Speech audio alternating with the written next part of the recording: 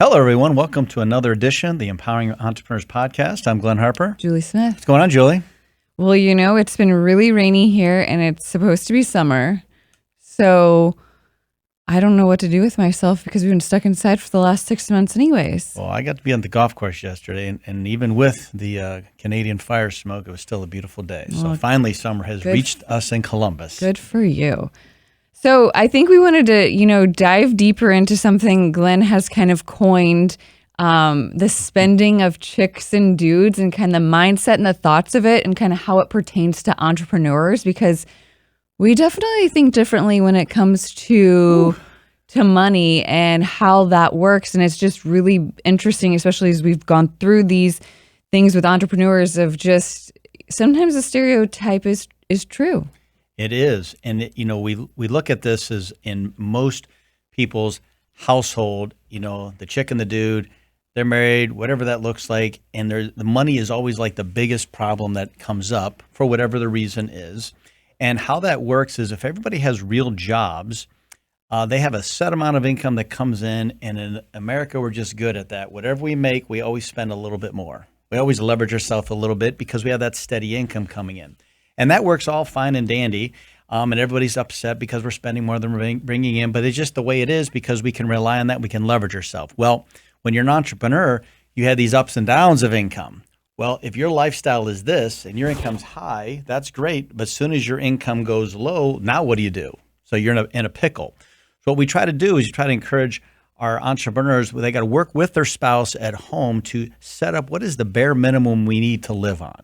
And that bare minimum we need to live on. I hate the word bare minimum. It sounds like we're not thriving, we're surviving. Well, we have to do that. What would if that cut into your budget of cotton T-shirts? That would not be good. See, now you would take it from bare minimum and you would raise the bar. I'm getting an itchy and an anxiety here. So what happens is with a bare minimum says like, what is our fixed expenses at home? And the money comes from the business into the joint account. And these are our fixed expenses. This is our mortgage, our utilities, the car payments, the insurances, all the things, okay? Then we have two bank accounts that are set up, one for the chick and one for the dude. And then we call that the discretionary spending.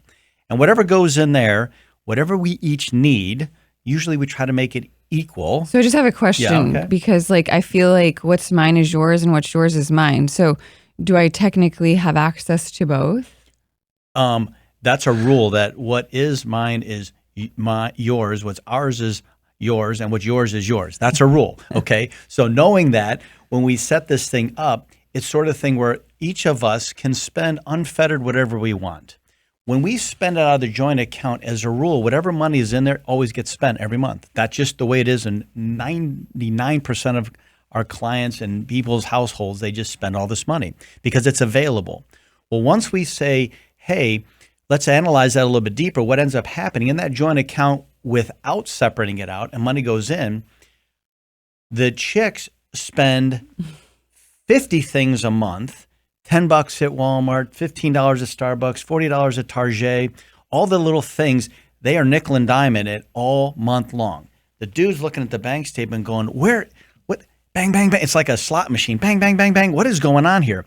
Well, the dude doesn't spend any money but like $3,000 for a set of golf clubs, $2,000 for a stereo. Guys don't spend small amounts; they spend big amounts. At the end of the month, it ends up being about the same amount. But the chick looks at the dude and goes, "You're spending all this money on $2,000 on golf clubs," and he's like, "Well, you just spent 50 times at Target for $40." And we're arguing over something that shouldn't be argued about. But sometimes I think the argument comes from, as a chick running a household with children. Like a lot of my $40 at Target is because the kids needed new swimsuits because we're going on vacation, or, we needed milk and cereal. And I feel like sometimes that falls into the chick's plate. Unfortunately, how do you differentiate who's paying for what? Who's paying for the vacation? Easy question. So the grocery budget says, hey, look, we're going to spend whatever the number is, $300 a week on the groceries. I don't know. It depends on your size of family, but that's our number. And when we go to Kroger, that's what we spend. We don't go into Kroger and spend $700 when it's only $300 budget. Other things, the kids like, hey, we're going to have to spend $200 a month on kids' clothes. You make up a number. You have to agree on it so we know what to fund that main account. is, okay, once we know how to fund that main account, then that's just the number, and that's what we spend. The discretionary spending is for all the other things that you think you might need. Again, as a dude, we're probably not thinking that way, but you're not thinking about the things we think we might need either. Yeah, I don't and think that's about okay. golf clubs that I need at all. And as a dude, we don't really care what you spend it on. You probably don't care what we spend it on, but if we have our, quote, allowance or budget, whatever that number looks like, and it's sitting in that account, it's an amazing phenomenon that happens every time. If it's all in the joint account, we will always spend whatever's in there until it's gone. The second we come down here and we have our own discretionary chick and dude account, the chick's account, if they know that I'm only getting $2,000 a month, I'm making up a number here, that's all they get to spend on discretionary, chicks always have money left over. They won't spend it to zero because they just know they're better budgeters and planners than dudes are.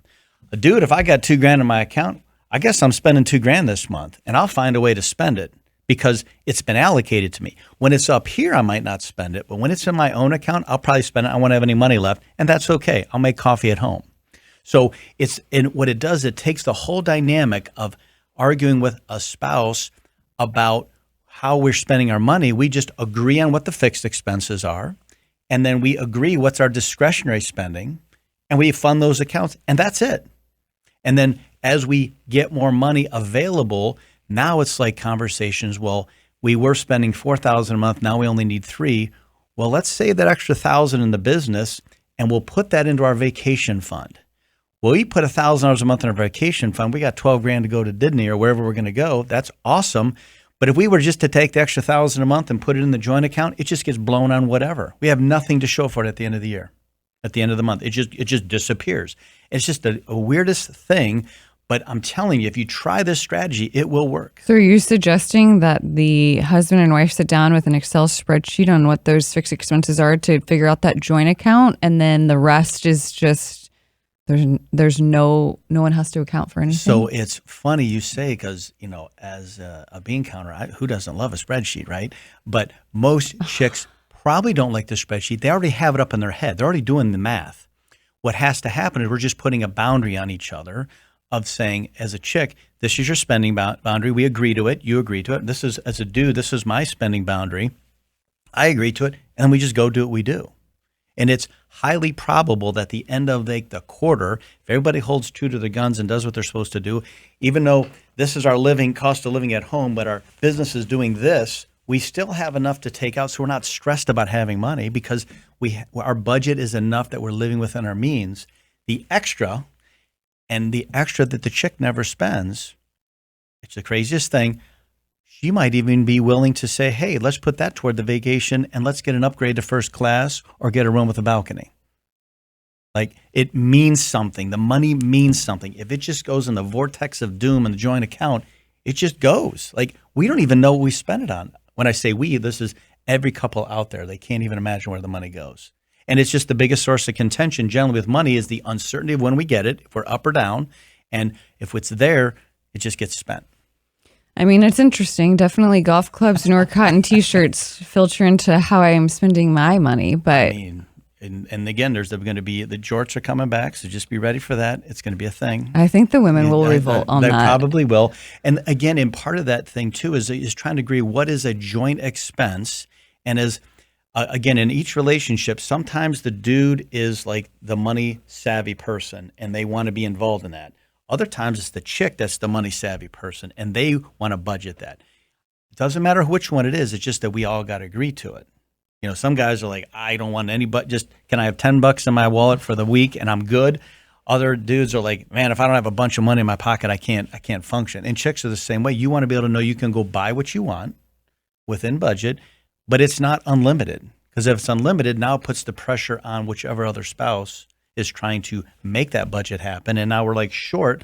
Like, where's the money going to come from? We're short. We're going to bounce checks. What do we do? It takes all that off the table. I don't think people really write checks anymore. Well, you know what I mean. Maybe the credit card goes a little bit long. Whatever that thing is, right? Yeah, checks were a thing back in the day. Yeah, I guess.